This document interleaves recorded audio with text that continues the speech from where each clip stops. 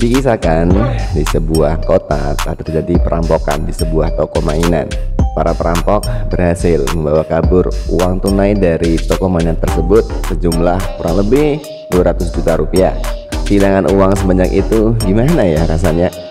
Bagi sebagian orang mungkin 200 juta adalah sebuah nilai yang kecil, tapi bagi pemilik toko mainan itu, uang sejumlah itu adalah uang sebagai modal yang diputarnya untuk menjalankan bisnis itu, mainan itu, dan tentunya jumlahnya lumayan besar. Terasa sangat menjadikan karena kejadian itu berawal dari sesuatu hal yang sepele yang nggak pernah diduga oleh sang pemilik toko itu. Dan ternyata perampokan itu dilakukan oleh seseorang yang telah berkomplot dengan orang yang dipercaya oleh pemilik toko mainan itu. Alhasil melayanglah uang sejumlah 200 juta tersebut. Bagi pemilik toko, kejadian itu sangatlah menyedihkan. Sang pemilik toko hanya bisa pasrah. Kemudian ia beserta beberapa orang karyawannya melaporkan kejadian itu kepada pihak yang berwajib. Selang 2 hari dari kejadian itu, tertangkaplah para perampok. Dari uang tunai sejumlah 200 juta yang berhasil dibawa kabur oleh perampok itu, kini uang itu hanya bersisa sekitar 160 juta rupiah.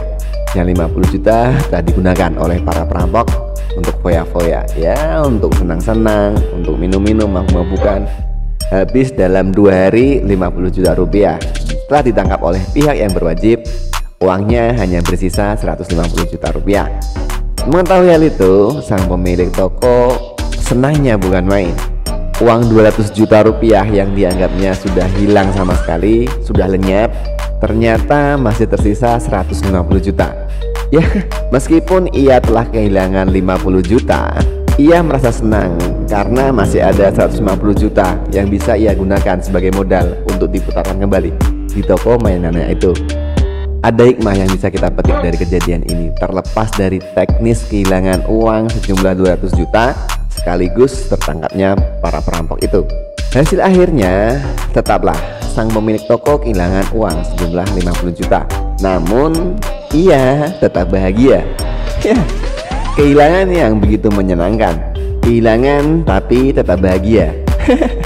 Bila kita kaitkan dengan kehidupan ini, cobalah kita untuk tetap selalu bersyukur dan tersenyum ketika ada cobaan yang diberikan oleh Allah dalam kehidupan ini. Cobaan itu bisa berupa sakit, bisa berupa kita kehilangan sesuatu barang yang sangat kita cintai, kehilangan suatu barang yang sangat berharga dalam kehidupan kita. Tapi kembali lagi, Allah lah ternyata yang membuat semua skenarionya. Terkadang seringnya kalian mengeluh dan belum menemukan apa sih yang dimaksud dari Allah ini. Apa sih yang dimaksud dari cobaan yang diberikan Allah ini? Ujian, cobaan yang diberikan oleh Allah Ta'ala pastinya ada maksudnya.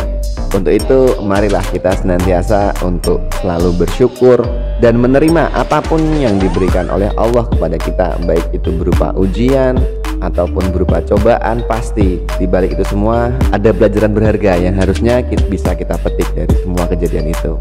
Semoga ada manfaatnya. Assalamualaikum warahmatullahi wabarakatuh.